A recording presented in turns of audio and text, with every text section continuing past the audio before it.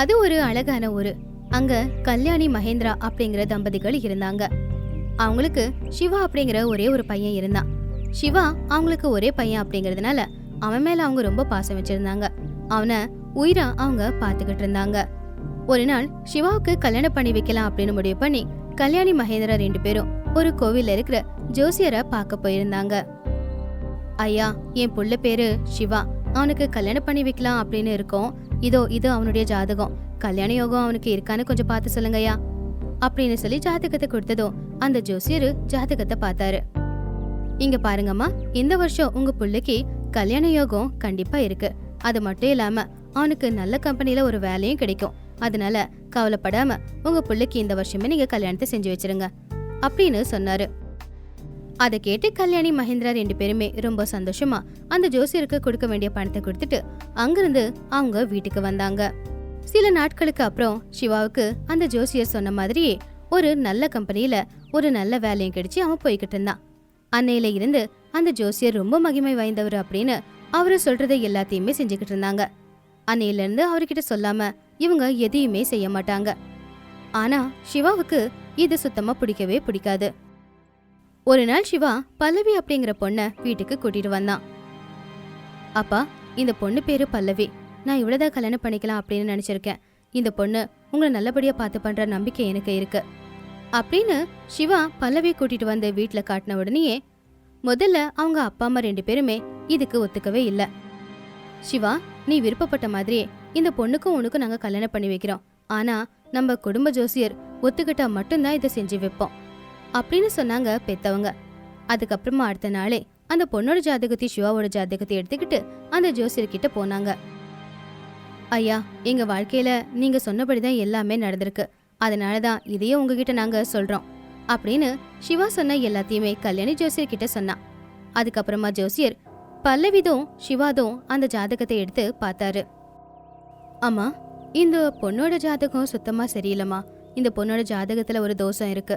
இந்த பொண்ணை யார் கல்யாணம் பண்ணிக்கிட்டானோ 3 மாசத்திலேயே அவருடைய புருஷன் இறந்து போயிடுவான் அப்படின்னு அதை கேட்ட உடனே அவங்க 2 பேரும் ரொம்பவே பயந்துட்டாங்க. சாமி, இதுக்கு எந்த பரிகாரமும் இல்லையா சாமி? இல்லம்மா, அது ரொம்ப கஷ்டம். இது தலையெழுத்து, யாராலையும் மாத்த முடியாது அப்படின்னு சொன்னாரு. அதுக்கப்புறமா அவங்க 2 பேரும் அங்க வந்து சிவா கிட்ட எல்லாத்தையுமே சொன்னாங்க. அம்மா, உங்களுக்கு கொஞ்சமாவது அறிவு இருக்கா? இந்த காலத்துல இதெல்லாம் நம்புவீங்களா? அதெல்லாம் என்னால முடியாது. நான் கல்யாணம்னு பண்ணிக்கிட்டா பல்லவியை தான் கல்யாணம் பண்ணிப்பேன் அப்படின்னு தீர்த்து சொல்லிட்டான். அன்னையில இருந்து அந்த விஷயத்துல அவங்களுக்கும் சிவாவுக்கும் சண்டை வந்துகிட்டே தான் இருந்துச்சு. கடைசியில புள்ளியோட விருப்பத்துக்கு எதுக்கு குறுக்க நிக்கணும் அப்படின்னு அவங்க 2 பேருமே கல்யாணத்துக்கு ஒத்துக்கிட்டாங்க. ஒரு நல்ல நாளா பார்த்து ரொம்ப கிராண்டா பல்லவிக்கும் சிவாவுக்கும் அவங்க 2 பேரும் நின்னு நல்லபடியா கல்யாணத்தை முடிச்சு வச்சாங்க. பல்லவி வீட்டுக்கு வந்து வாழ ஆரம்பிச்ச நாள்ல இருந்து கல்யாணி அவளை ஏதாவது சொல்லிக்கிட்டே தான் இருப்பா. வீணா போனவ ஏன் வீட்டுக்கு வந்திருக்கா பாரு. இவளுடைய ஜாதகத்தினால நான் எங்க என் புள்ளைய எழுந்துருவேனோ அப்படின்னு ரொம்ப பயமா இருக்கு அப்படின்னு ஏதாவது ஒண்ணு கல்யாணி சொல்லிக்கிட்டே இருப்பா. ஆனா பல்லவி மட்டும் என்னைக்குமே அவங்க சொன்ன எந்த வார்த்தைக்கும் எதிர்த்து பேசவே இல்லை. ஆனா கல்யாணி தினமும் அப்படி சொல்றதுனால உண்மையிலேயே நான் ஒரு அதிர்ஷ்டம் கெட்டவ அப்படின்னு அவளும் யோசிக்க ஆரம்பிச்சா. ஆனா நாட்கள் நகர நகர பல்லவியோட நல்ல குணத்தை பார்த்து கல்யாணி மகேந்திர தம்பதிகள் அந்த ஜோசியர் சொன்னது எல்லாத்தையுமே மறந்துட்டாங்க. பல்லவிய சொந்த பொண்ணு மாதிரி அவங்க பாத்துக்கிட்டாங்க. கல்யாணம் முடிஞ்சு 3 மாசத்துல சிவா ஏதோ ஒரு வேலை விஷயமா வெளியூருக்கு போக வேண்டி இருந்துச்சு. அதுக்கு தேவையான பொருட்களை எல்லாத்தையுமே எடுத்து வச்சு பயணத்துக்கு ரெடி ஆகிக்கிட்டு இருந்தான். அப்போ பல்லவி, ஏங்க, நம்ம கல்யாணத்துக்கு அப்புறம் முதல் தடவையா என்னை விட்டு தூரமா போறீங்க. பார்த்து பத்திரமா இருங்க. சரியா? அந்த ஜோசியர் சொன்ன மாதிரி இது 3வது மாசம். அதனால எனக்கு என்னமோ ரொம்ப பயமா இருக்குங்க. உங்களுக்காக இங்க ஒருத்தி காத்துக்கிட்டு இருக்கா அப்படின்ற நினைப்பு உங்களுக்கு இருக்கட்டும். சீக்கிரமா வந்துருங்க. அதுக்கு சிவா அவளை பார்த்து தைரியம் கொடுக்குற மாதிரி அவளை கட்டிப்பிடிச்சு சொன்னா, ஐயோ பல்லவி, இவங்க சொல்றதெல்லாம் நீயும் நம்புறியா? பணத்துக்காக எல்லாரும் ஏதாவது ஒன்று சொல்லிக்கிட்டே தான் இருப்பாங்க. ஒருவேளை என் தலையெழுத்து அவனுக்கு தெரியும்னா அவனோட தலையெழுத்த அவனால ஏன் மாத்திக்க முடியல அப்படின்னு சொல்லிட்டு அவன் அங்கிருந்து போயிட்டான்.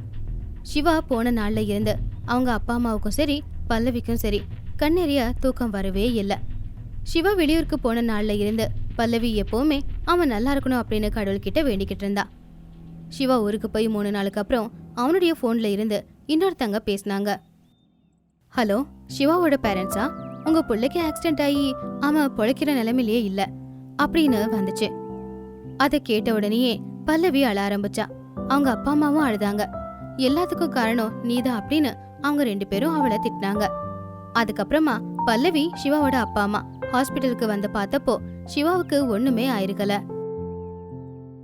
அது மட்டும் இல்லாம சிவாவோட கம்பெனியில இப்ப அவனுக்கு ப்ரமோஷன் வேற கிடைச்சிருந்தத சொன்னான்.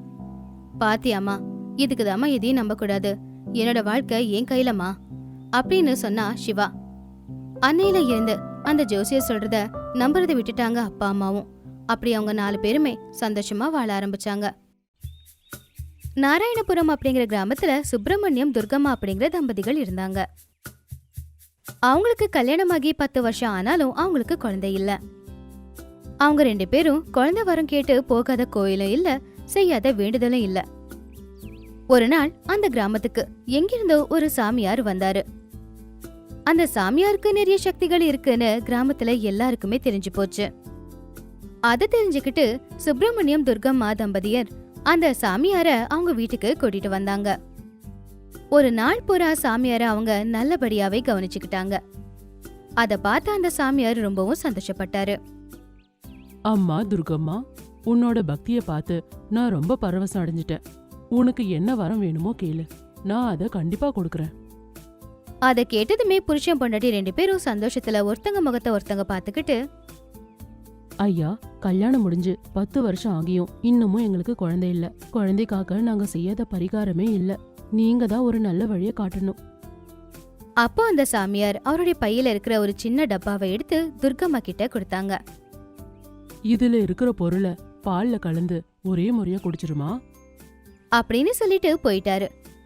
அன்னைக்கு நைட்டு துர்கம்மா அந்த சாமியார் கொடுத்த அந்த மருந்த பால்ல கலந்து குடிச்சாங்க. ஆனா அது கசப்பா இருக்கிறதுனால அவங்களால ஒரே முடுக்குல குடிக்க முடியாம 3 தடவை குடிச்சாங்க. கொஞ்ச நாளுக்கு அப்புறம் துர்கம்மா கர்ப்பிணியானாங்க. அவங்க அந்த மருந்த ஒரே தடவை சாப்பிடாம 3 தடவை சாப்பிட்டதுனால துர்கம்மாவுக்கு 3 பெண் குழந்தைங்க பிறந்துச்சு. அவங்களுக்கு பார்வதி, லக்ஷ்மி, பார்கவி அப்படின்னு பேர் வச்சாங்க. அந்த 3 பசங்களும் வளர்ந்து பெரியவங்களா ஆனாங்க. அந்த சாமியாரோட மகிமையில பிறந்ததுனால அவங்களுக்கும் சில சக்திகள் இருந்துச்சு. ஒரு நாள் பார்வதி ஒரு காட்டு வழியா நடந்து போய்கிட்டு இருக்கும்போது ஒரு மரத்துல ஒரு மாம்பழம் இருந்துச்சு. அது ரொம்ப உயரத்துல இருந்துச்சு. அப்போ பார்வதி நேரா அந்த மரம் அளவுக்கு உயரமா வளர்ந்து அந்த மரத்துல இருந்த பழம் எல்லாத்தையும் சாப்பிட்டுட்டா. ஒரு நாள் சுப்பிரமணியம் துர்கம்மா எல்லாருமா சேர்ந்து தூங்கிக்கிட்டு இருந்தாங்க. அன்னைக்கு நைட்டு சில திருடனுங்க வீட்டுல திருடுறதுக்காக வந்திருந்தாங்க. அவங்க வந்தப்போ சத்தம் கேட்டதுல எல்லாருமே முழிச்சுக்கிட்டாங்க. எழுந்திருச்சு பார்க்கும்போது அவங்க முன்னாடி 10 திருடனுங்க நின்னுக்கிட்டு இருந்தாங்க. அவங்கள பார்த்து சுப்பிரமணியம் துர்கம்மா ரொம்பவே பயந்துட்டாங்க. ஆனா அந்த 3 பொண்ணுங்க மட்டும் கொஞ்சம் கூட பயப்படவே இல்ல. அப்படி பார்வதி, லக்ஷ்மி, பார்கவி 3 பேருமே பயப்படாம இருக்கிறத பார்த்து அதுல இருக்கிற ஒரு திருடன், யாராவது என் முன்னாடி வந்தீங்க, உங்களை கொன்னுடுவேன் அப்படின்னு ஒரு பெரிய கத்தியை எடுத்தான். கூடவே இருந்த எல்லா திருடனுங்களும் அவங்க கிட்ட இருக்கிற எல்லா ஆயுதத்தையும் வெளியெடுத்தாங்க. ஆனா அந்த ஆயுதங்களை பார்த்து அந்த 3 பொண்ணுங்களும் சிரிச்சாங்க. அவங்க அப்படி ஏன் சிரிக்கிறாங்கன்னு திருடனுங்களுக்கு மட்டும் இல்ல, அவங்கள பெத்தவங்களுக்கு கூட புரியல. உங்களுக்கு நான் ஒரு வாய்ப்பு கொடுக்கறேன். உங்க ஆயுதங்களை நீங்க இங்கேயே போட்டுட்டு போங்க. உங்களை நான் விட்டுறேன். பார்வதி சொன்னதை கேட்டு திருடனுங்க எல்லாருமே சிரிச்சாங்க. அக்கா, இவங்க கிட்ட என்ன பேச்சு? இவங்கள புடிச்சு கிராமத்துக்கு நடுவுல கட்டி வைக்கலாம். முளைச்சு 3 இலை விடல, நீங்க எங்களை கட்டி வைக்கிறீங்களா? ஆமா. எப்படி? அப்படின்னு சொன்னதும் பார்வதி அவகிட்ட இருக்கிற சக்தியால ரொம்ப பெருசாவே வளர்ந்துட்டான். அத பார்த்து திருடனுங்க பயந்தே போயிட்டானுங்க. டேய், ஓடுங்கடா, இந்த குடும்பத்துக்கு ஏதோ மந்திர தந்திரம் தெரியும் போல. சீக்கிரம் எல்லாரும் ஓடி போங்கடா அப்படின்னு சத்தமா கத்துனா. அத பார்த்து திருடனுங்க எல்லாருமே பயந்து ஓடிட்டானுங்க. அப்ப லக்ஷ்மி ஓடிக்கிட்டு இருந்த ஒரு திருடனுக்கு பின்னாடி போய் அவனுடைய ஷர்ட்டை பிடிச்சிட்டா. அவன் எவ்வளவுதான் ஓடினாலும் அவனால அங்க இருந்து ஓட முடியல. அத கவனிச்சு அந்த திருடன் திரும்பி பார்த்தப்போ அங்க லக்ஷ்மியை பார்த்து, அம்மா, நாங்க ஏதோ அறிவில்லாம உங்க வீட்டுக்கு வந்துட்டோம்.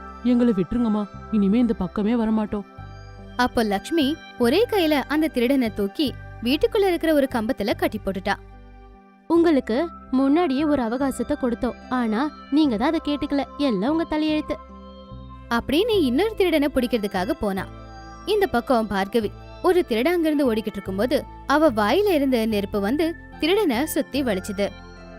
அந்த திருடனால அத தாங்கிக்க முடியாம, அம்மா, இனிமே எந்த வீட்லயுமே நான் திருட போக மாட்டேன், என்ன மன்னிச்சு விட்டுருங்கம்மா அப்படின்னு வேண்டிக்கிட்டான்.